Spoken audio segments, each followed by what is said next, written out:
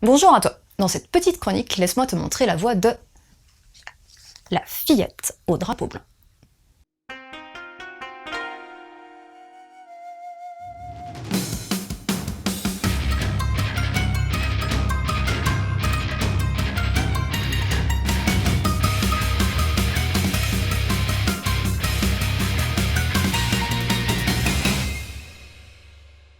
On va suivre les aventures de Tomiko, la fillette, justement.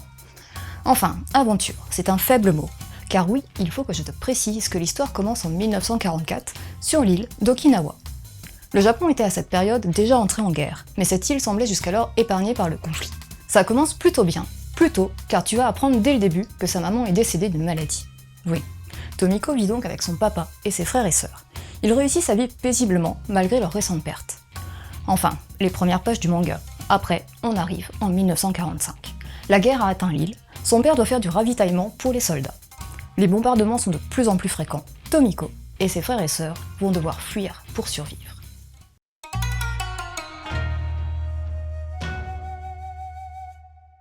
Le dessin est soigné, aussi bien au niveau des persos que des décors, avec parfois quelques inégalités. Dans les décors, tu découvriras des photos d'archives insérées dans certaines cases, surtout dans les premières et dernières pages. Ça peut surprendre dans les premières pages, mais cela va rendre le récit plus poignant pour les dernières planches en passant du manga à la réalité pour te rappeler que oui, c'est pas une fiction. Le découpage des cases est varié et dynamique et t'immerge dans l'histoire rapidement. Les sentiments sont bien retranscrits via les yeux de la petite Tomiko. Par contre, tu ne verras pas les onomatopées Jap, choix de l'éditeur. Elles sont toutes traduites, mais l'édition respecte les couvertures d'origine, une couve sobre qui correspond au sujet du manga, avec en quatrième de couverture la photo de la véritable Tomiko et son drapeau blanc.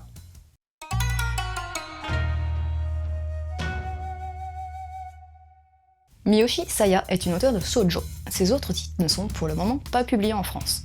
Pour La fillette au drapeau blanc, elle s'est basée sur le roman autobiographique de Iga Tomiko. L'air de rien, Akata nous propose une petite collection de mangas adaptés du roman historique, je pense au Bateau Usine par exemple. Il s'agit du deuxième manga de l'auteur qui est paru au Japon en 2005 et qui arrive en France maintenant en 2017. C'est un manga historique, mais tu vas y trouver effectivement quelques codes du shoujo. L'attendrissement en suivant le vécu d'une jeune enfant, des gros plans sur le visage et un découpage parfois déstructuré, mais pas du tout brouillon, qui permet d'accentuer tout ça. C'est un manga témoignage, tiré d'une histoire vraie, comme je te l'ai déjà dit, les photos t'aideront bien à te le rappeler, avec les points forts et les points faibles du one-shot. L'histoire est bien rythmée, on ne s'attardera pas sur des éléments futiles. Tomiko va devoir faire face à la dure réalité de la guerre, et va se montrer très mature pour son âge, en développant son courage et sa détermination. La mangaka n'aura pas de scrupule à jouer avec tes émotions, avec le contraste de l'héroïne attendrissante, par son âge et sa situation, et les horreurs de la guerre. C'est un manga poignant qui n'hésitera pas à montrer les victimes de guerre. Par contre, le one-shot est bien centré sur Tomiko. Les autres persos, sa famille, ne seront pour le coup pas développés. On va à l'essentiel. En plus, à la fin, tu as un chouette petit making-of sur le voyage que la mangaka a fait pour se documenter. Making-of présenté sur un ton très léger. À la base, la guerre est loin d'être un de mes thèmes de prédilection. Mais il y a tout de même quelques titres qui te présentent ça de manière captivante.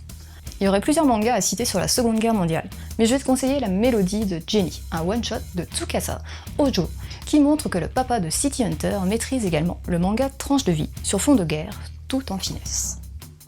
Si tu veux découvrir autre chose, tu peux aller vers le roman graphique, avec Cartier-Bresson, Allemagne 1945, biographie du photographe appuyée d'un dossier illustré de ses photos de guerre.